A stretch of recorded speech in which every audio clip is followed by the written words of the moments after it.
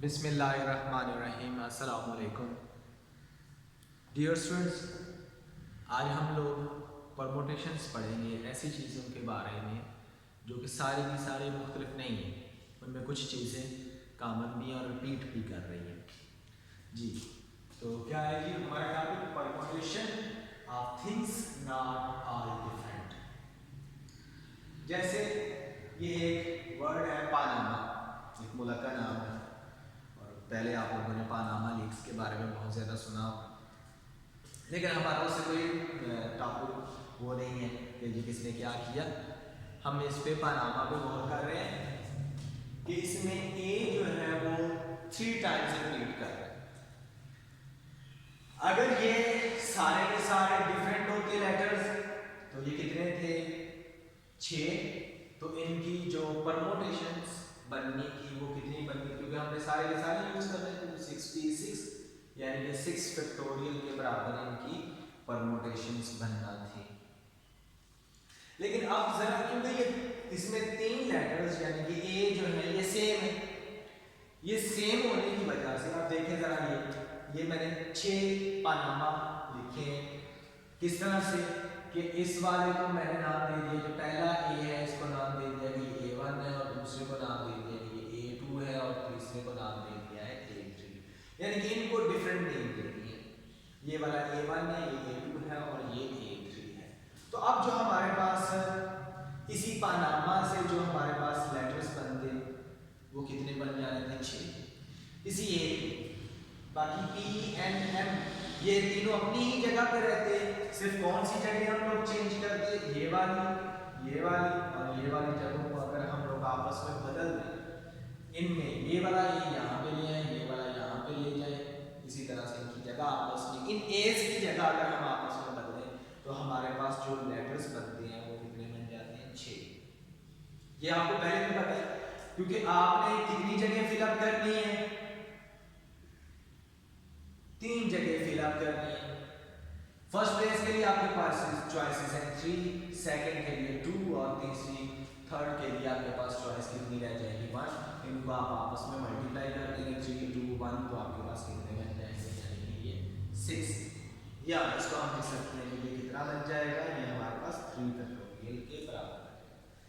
यानी कि अगर ये इसी तरह से रहने दिया जाए P, N और M को और सिर्फ एक ही जगह आपस में बदली जाए तो हमारे पास जो लेटर्स हैं उनकी इस एक तरतीब के लिए जो नंबर ऑफ अरेंजमेंट्स है वो 3 फैक्टोरियल टाइम्स बढ़ जाएगी। यानी कि परमोटेशंस में राइज कितने का आ जाएगा? 3 फैक्टोरियल का। तो इस तरह से अगर ये डिफरेंट होते तो ये 6 फैक्टोरियल बननी थी। अब क्योंकि ये एक जैसे है, अब ये हमने 6 लेटर्स लिखे हैं, ये 6 वर्ड्स लिखे हैं, लेकिन ये 6 के 6 क्या है? क्योंकि ये एज डिफरेंट नहीं है तो ये एक ही बनती है, ये 6 डिफरेंट अरेंजमेंट्स नहीं बनती, ये एक ही अरेंजमेंट बनती है। और ये जो एक अरेंजमेंट है इनके डिफरेंट होने से कितनी ज्यादा बढ़ जाती? 3 फैक्टोरियल। ये जो एक अरेंजमेंट है 3 फैक्टोरियल टाइम बढ़ जाती है। इसी तरह से अगर मैं N और P की जगह बदल दूं तो उसके लिए फिर कितनी बढ़ जाएगी? हमारे पास जो अरेंजमेंट्स हैं वो फिर उसके लिए 3 फैक्टोरियल टाइम्स बढ़ जाएंगे। यानी कि जो भी आप अरेंजमेंट लगाओगे वो बढ़ जाती 3 फैक्टोरियल टाइम्स अगर ये जो A लिखे हुए हैं ये तीनों डिफरेंट होते तो। जी तो अगर अब मैं कहता हूं कि इसकी ये जो सेम रखने से इसकी जो बनती है अरेंजमेंट्स वो बनती है X।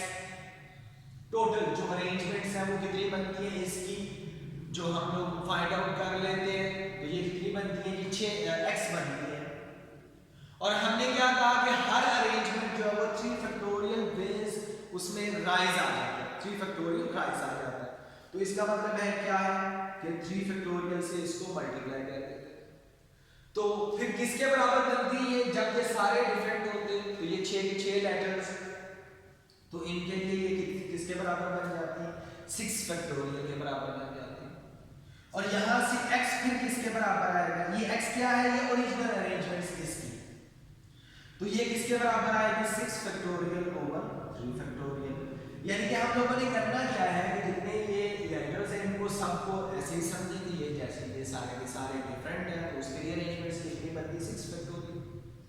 तो अब आपने नेक्स्ट क्या करना है कि उससे डिवाइड कर देना है, जितने टाइम्स कोई लेटर जो है रिपीट कर रहा है उसके फैक्टोरियल से आपने उसको डिवाइड कर देना है, तो आपके पास उसकी जो टोटल अरेंजमेंट्स हैं वो आपके पास आ जाएंगे। क्योंकि ये अब सेम है, सेम होने की वजह से उनमें चेंज नहीं आएगा, ये ए आपस में बदलने से इनमें चेंज तो आने वाला नहीं है। तो अब हमारे पास इस तरह से फार्मूला बन जाएगा, यानी कि अगर हमारे पास n थिंग्स है और उसमें से n1 जो है वो एक जैसी है, जो एक जैसी है उनकी तादाद क्या है n1। इसी तरह से कुछ और चीजें हैं कुछ और चीजें जो कि सेम और उनकी तादाद कितनी है n2। तो इसकी नंबर ऑफ परम्यूटेशंस निकालने का फार्मूला क्या है कि हम n फैक्टोरियल को ये जो है n1 इसकी फैक्टोरियल से ज़रूर n2 के फैक्टोरियल से हम लोग इसको डिवाइड कर देंगे तो हमारे पास नंबर ऑफ अरेंजमेंट्स आ जाएंगे। जी समझ आ रही है कि अगर हमारे पास टोटल थिंग्स है n और उसमें n1 थिंग्स जो है वो एक जैसी है, n2 थिंग्स भी एक जैसी है, तो अब जो नंबर ऑफ परम्यूटेशंस आपके पास कैसे निकलेंगे कि आपने टोटल थिंग्स के फैक्टोरियल को डिवाइड कर देना है इन दोनों की तादाद के, जो एक जैसी है उन दोनों की तादाद के फैक्टोरियल को मल्टीप्लाई करके इससे आपने उसको डिवाइड कर देना। इसी तरह से अगर तीन तरह की चीजें जो है वो एक जैसी आपस में मिल जाए, यानी कि कुछ चीजें जो है वो एक जैसी हैं और उनकी तादाद है n1, इसी तरह से कुछ और चीजें हैं जो एक जैसी हैं उनकी तादाद है n2, इसी तरह से कुछ और चीजें हैं जिनकी तादाद जो एक जैसे और उनकी तादाद है n3, तो आपने फिर यहाँ पे इसके साथ n3 भी लिख देना है।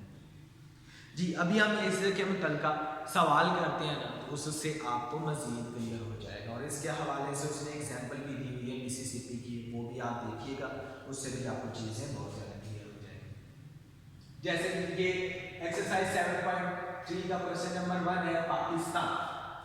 वो कह रहे हैं कि ये पाकिस्तान के लिए आप देखो कि इसमें जितने भी लेटर्स हैं तो उन सबको यूज किया जाए तो हमारे पास जो नंबर ऑफ वर्ड्स बनेंगे वो कितने बनेंगे, या नंबर ऑफ अरेंजमेंट्स जो हम लगा सकते हैं वो कितने बनेंगे। तो सबसे पहले तो हम लोगों ने देखा कि कितने लेटर्स हैं, नंबर ऑफ लेटर्स हैं पाकिस्तान के, पाकिस्तान का जो वर्ड है इसमें कितने लेटर्स हैं, वो कितने बनते हैं 8। अब पाकिस्तान में हो क्या रहा है, ये जो वर्ड पाकिस्तान है इसमें क्या हो रहा है कि PKISTN ये जो है ये सारे एक दफा आ रहे हैं, लेकिन ए जो है वो कितनी दफा रिपीट हो रहा है, ये 2 टाइम्स रिपीट हो रहा है, ए 2 टाइम्स रिपीट हो रहा है। तो अब जो रिक्वायर्ड नंबर ऑफ परम्यूटेशंस होगी वो उसको हम इस तरह से भी लिख सकते हैं, यानी कि ये जो फार्मूला है इसको हम किस तरह से लिख सकते हैं जी n फैक्टोरियल n1 n2 और इनके जरिए ब्रैकेट, इस तरह से भी लिख सकते हैं। आप इस फार्मूले को अगर लिखना चाहें जी, रिक्वायर्ड नंबर ऑफ परम्यूटेशंस ये 8 आते हैं। अब PKIST ये कितने हैं और M ये कितने हैं, 6 लेटर्स, तो ये हम लोगों ने इनके लिए हर एक का लिख दिया कि P कितनी दफा रिपीट हो रहा है, K कितनी दफा हो रहा है, I कितनी दफा हो रहा है रिपीट, S कितनी दफा है, T कितनी दफा है, N कितनी दफा, और इसी तरह से A कितनी दफा रिपीट हो रहा है वो। तो अब हम लोगों ने इसकी परम्यूटेशन कैसे फाइंड करनी है, 8 का फैक्टोरियल 1 का फैक्टोरियल इनटू 1 का फैक्टोरियल इनटू ये 1 वाला फैक्टोरियल इनटू 1 का फैक्टोरियल, ये सारे लिखे इन सब के फैक्टोरियल लिख के इनको आपस में मल्टीप्लाई कर दिया और इससे फिर डिवाइड कर दिया हम लोगों ने 8 के फैक्टोरियल को, तो हमारे पास इसका आंसर आ जाएगा। ये कितना आंसर आ जाएगा इसका 20,160, यानी कि ये जो अब लेटर्स हैं इससे जो हम लोग पाकिस्तान में जो लेटर्स हैं इस वर्ड में जो लेटर्स हैं उनसे हम कितने वर्ड्स बना सकते हैं, वो है उनकी तादाद 20,160। जी क्वेश्चन नंबर 3 है, इसमें कह रहा है कि how many arrangements of letters of word attack can be made if each arrangement begins with C and ends with K। अब इसमें क्या कह रहा है कि अटैक, ये हमारे पास एक वर्ड दिया गया अटैक, इसमें क्या है कि आपने जो अरेंजमेंट्स इस वर्ड को लेके आप लोगों ने इस वर्ड में जो लेटर्स हैं उनको लेके आपने जो नई अरेंजमेंट्स या नए वर्ड्स बनाने हैं वो इस तरह के बनाने हैं कि वो शुरू किससे हो, वो सी से शुरू हो और ख़त्म किस पे हो, के पे। इसका मतलब क्या हुआ कि हम लोगों ने सी को फर्स्ट प्लेस पे और के को लास्ट प्लेस पे फिक्स कर दिया। अब इनको तो हम अपनी जगह से हिला नहीं सकते। जब हमने इन दोनों को फिक्स कर दिया तो अब बाकी जो रह गए हैं उनको हमने प्रमोट करना है, उनकी अरेंजमेंट्स हम लोगों ने देखनी है। तो इसलिए हम लोगों ने लिख दिया if each arrangement begins with C and ends with K then we have to find the arrangements of the letters A double T A E D. बाकी ये रह जाते हैं और हमने इनकी अब हम लोगों ने अरेंजमेंट्स देखी है कि इनकी अरेंजमेंट्स कितनी बनती है। तो ये नंबर ऑफ लेटर्स है, ये 6 लेटर्स हैं। इसमें ए और टी जो है ये 2 दफा रिपीट हो रहे हैं और ई और डी जो है ये सिर्फ और सिर्फ 1 दफा रिपीट हो रहा है। तो रिक्वायर्ड नंबर ऑफ परमुटेशंस हमारे पास क्या आ जाएंगे 6 फैक्टोरियल, क्योंकि ये टोटल है 6। 8 नहीं, उनमें से सी और के जो है फिक्स हो गए। अब बाकी ये जो रह गए जिनको हम लोगों ने आपस में चेंज करना है, जिनकी अरेंजमेंट्स लगानी है जी, ये 6। तो ये 6 फैक्टोरियल ओवर ये अब ए कितनी दफा रिपीट कर रहा है, ये भी 2 दफा, और टी कितनी दफा रिपीट कर रहा है, ये भी 2 दफा। तो इन दोनों के फैक्टोरियल हम लोगों ने नीचे लिख दिए। और इसी तरह से ई और डी जो है वो 1 दफा रिपीट हो रहे हैं, तो इनको लिखने की जरूरत नहीं है क्योंकि 1 का फैक्टोरियल 1 है, तो 1 से डिवाइड करने से तो कोई फर्क नहीं पड़ता। अगर आप लोग लिखना चाहें तो वो आप लिख लें। तो 6 के फैक्टोरियल को इनसे डिवाइड करके जो हमारे पास आंसर आएगा वो कितना आ जाएगा 180 जी।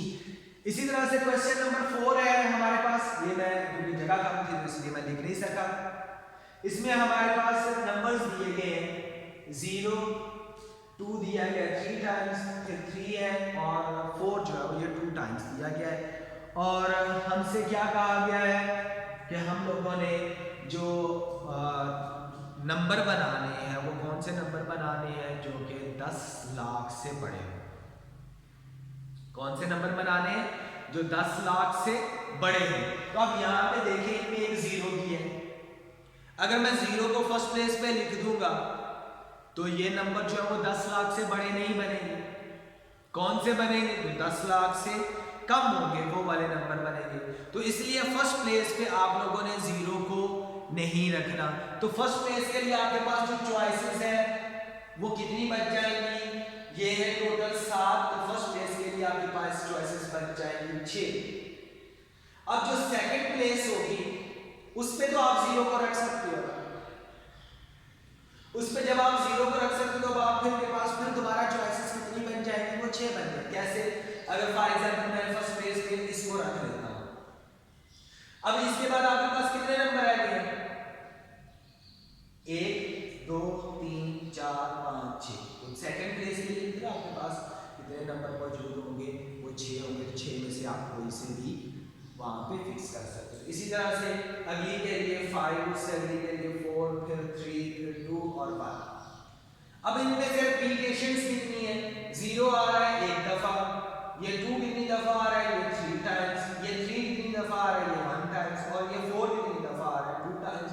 तो इनके फैक्टोरियल बटे में लिख के इनको मल्टीप्लाई करके इससे आप लोगों वाले को डिवाइड कर देना है। तो इस से आपके पास इसका रिक्वायर्ड आंसर आ जाएगा इंशाल्लाह। नेक्स्ट लेक्चर में हम लोग सर्कुलर परमुटेशंस के बारे में पढ़ेंगे, यानी कि ऐसी चीजें जो सर्कल्स में, ये तो हम लोग लाइन में लिखते हैं ना, स्ट्रेट लाइन में, तो अगर चीजें सर्कल की शक्ल में हो तो फिर उनकी परमुटेशंस कैसे फाइंड की जाती है। तो नेक्स्ट लेक्चर तक के लिए अल्लाह हाफिज।